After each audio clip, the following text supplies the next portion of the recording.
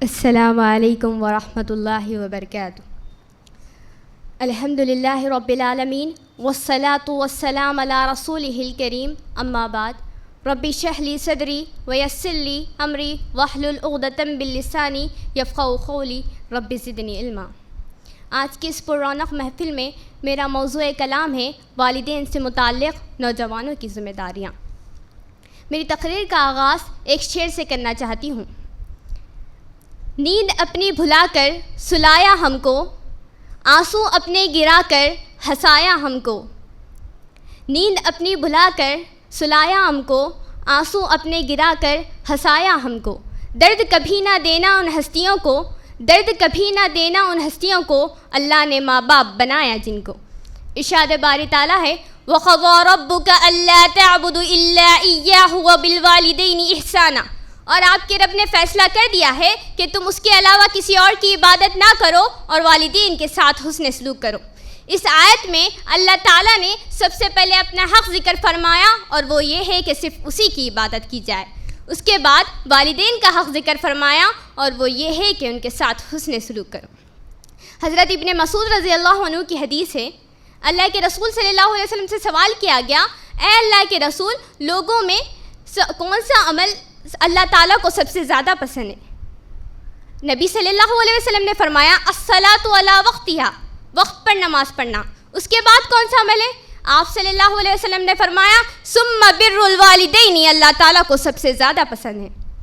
آج ہمارے معاشرے میں کتنے ایسے نوجوان ہیں جو والدین کو گالی دیتے ہیں، ان کے اوپر ہاتھ اٹھاتے ہیں، لاتوں سے مارتے ہیں، والدین کو دروازوں سے ڈھکیل دیے ہیں، شادی کر کے بیوی کے ایسے غلام ہو گئے ہیں کہ اپنے والدین کو اکیلے بے سہارا چھوڑ دیے ہیں۔ جب تم کچھ نہیں تھے، تمہاری پرورش کی، آج تم میں دم آ گیا، خوبصورت بیوی آ گئی، جیب میں پیسے آ گئے، اپنے ہی والدین کو بھول بیٹھے ہو۔ آج والدین اپنے ہی بچوں کو لے کر پریشان ہیں۔ جب آپ پیدا ہوئے تھے بے پناہ خوش تھے، میرے گھر میں رحمت آئی ہے، بیٹی پیدا ہوئی ہے، میرے گھر میں وارث آیا ہے، لڑکا پیدا ہوا ہے، اور اس کا صلہ نوجوان بچی 15 سال میں دے رہی ہے کسی کے ساتھ بھاگ کر کے، اور اس کا صلہ نوجوان دے رہا ہے ڈرگس میں انوالو ہو کر، جس نے پوری زندگی فدا کر دی آپ پر، آپ اس کو تماچا مارتے ہو منہ پر، جس نے خون پسینہ لگا دیا آپ پر، آپ اس کو رلاتے ہو، آپ اس کے اونچی آواز میں بات کرتے ہو، آپ کو اف بھی کہنا نہیں ہے، آپ اس کو مار رہے ہو، آپ ان سے اونچی آواز میں بات کر رہے ہو۔ یہ رویے بدلیے اور ریسپیکٹ کرنا شروع کرے، اور دیکھیے اللہ تعالیٰ آپ کو کیسے کامیاب کرتا ہے۔ اللہ تعالیٰ نے سورہ نساء آیت نمبر 36 میں ارشاد فرمایا وَاعْبُدُوا اللَّهَ وَلَا تُشْرِكُوا بِهِ شَيْئًا وَبِالْوَالِدَيْنِ إِحْسَانًا، اور اللہ کی عبادت کرو اور اس کے علاوہ کسی کو شریک نہ ٹھہراؤ، اور والدین کے ساتھ حسن سلوک کرو۔ ایک شخص نے نبی صلی اللہ علیہ وسلم سے سوال کیا، اے اللہ کے رسول صلی اللہ علیہ وسلم، لوگوں میں حسن صحبت کا سب سے زیادہ مستحق کون ہے؟ اللہ کے رسول صلی اللہ علیہ وسلم نے فرمایا قال امک، تمہاری ماں۔ اس نے کہا پھر کون ہے؟ آپ صلی اللہ علیہ وسلم نے فرمایا تمہاری ماں۔ اس نے کہا پھر کون ہے؟ آپ صلی اللہ علیہ وسلم نے فرمایا تمہاری ماں۔ اس نے کہا پھر کون ہے؟ آپ صلی اللہ علیہ وسلم نے چوتھی بار فرمایا تمہارا باپ۔ اس سے ہمیں معلوم ہوتا ہے کہ حسن صحبت کا سب سے زیادہ مستحق اپنے والدین ہیں۔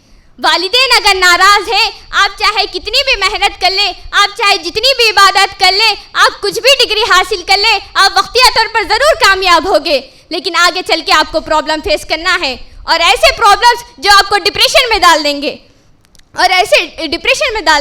اور آپ کے پاس سارا جہاں ہوگا لیکن خوشی کا ایک لمحہ نہیں ہوگا۔ کیوں؟ کیونکہ آپ نے والدین کی دعائیں لی ہی نہیں۔ آپ کے پاس نوکر ہوں گے، آپ کے پاس بڑے بڑے مکان ہوں گے، اگر کوئی چیز آپ کے پاس نہیں ہوگی تو خوشی ہی نہیں ہوگی، کیونکہ آپ نے والدین کی دعائیں لی ہی نہیں۔ والدین اگر ناراض ہے تو اللہ کہہ رہا ہے میں ناراض۔ ایک حدیث میں ہے اللہ کے نبی صلی اللہ علیہ وسلم نے ارشاد فرمایا کہ رب تبارک و تعالیٰ کی رضامندی والدین کی رضامندی میں ہے، رب تبارک و تعالیٰ کی ناراضگی والدین کی ناراضگی میں ہے۔ اسی لیے اپنے والدین کی قدر کرے، جب تک زندہ ہے اپنے والدین کی قدر کرے، ان کے لیے دعائیں کرے۔ اللہ تعالیٰ نے ان الفاظ کے ساتھ والدین کو دعا کرنے کا حکم دیا، والدین کے لیے دعا کرنے کا حکم دیا، رب ارحمہما کما ربیانی صغیرا۔ میری تقریر کا اختتام ایک شعر سے کرنا چاہوں گی، کرو دل سے خدمت عبادت بن جائے گی، کرو دل سے خدمت عبادت بن جائے گی،